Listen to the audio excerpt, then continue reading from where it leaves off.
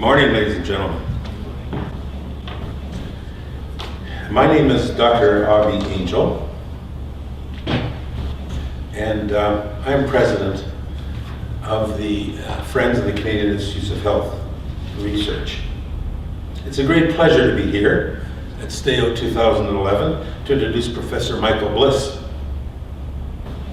I represent the Friends of CIHR, as mentioned, which is a national voluntary organization dedicated to promote health research in Canada. Our purpose is to communicate the benefit of health research to the public. We strive to share knowledge through public forums and community-based organizations to attract young people into careers in health research. And that's the basis of our presentation here in part. We organize, amongst several of our activities, two programs that foster these goals. One is the Friesen International Prize in Health Research, and we publish these, and this booklet is available outside at the registration desk. And a new initiative, the Video History of Medicine in Canada, with Dr. Bliss as a principal interviewer. You'll hear more about this in his talk, of course. There's no more important public than our science teachers in this country, who are in a position to spark and kindle the interest of future researchers and scientists in Canada.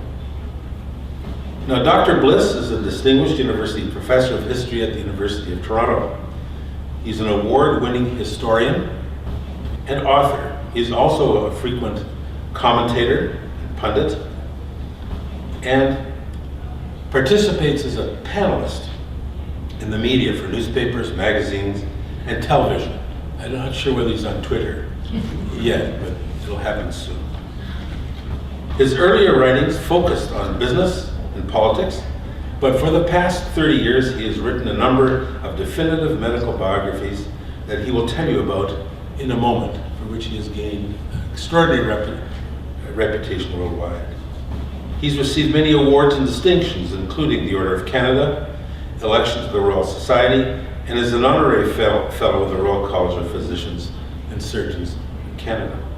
Please welcome Professor Bliss, who will talk about Canada's top health science achievers living and dead.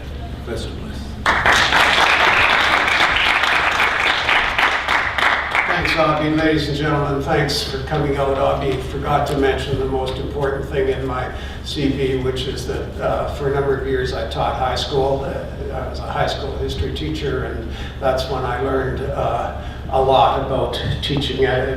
Going on to teach university was a snap after high school, and I always said that pound for pound the best students I ever had were a grade 9 history class at Lawrence Park Collegiate Institute. So one of the most overused cliches in our discourse these days is the metaphor of punching above your weight. All achievers seem to punch above their weight, we're told, and it's said that our country, Canada, punches above its weight in virtually every field of achievement. I think we probably should put a moratorium on that phrase. It's not only overworked, but it's often untrue. But no moratorium until I finish this talk, because the one field in which we do punch above our weight in Canada is in leadership in health research and possibly in practice.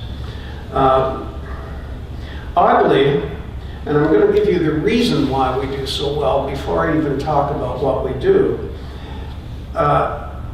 This seems to have developed largely because of our being a more conservative country than our great neighbor, the United States.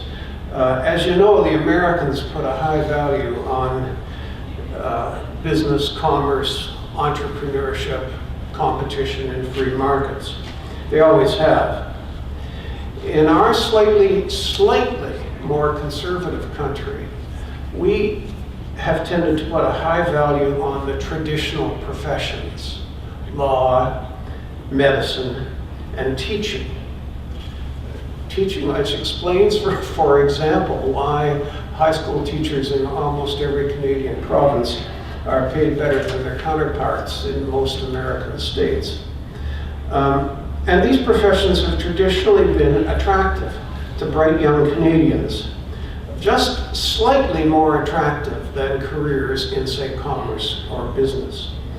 Similarly, we have tended to have higher standards across the range of our professional schools than in the United States, where almost anything goes. So they have wonderful schools, but they have a lot of mediocre ones too.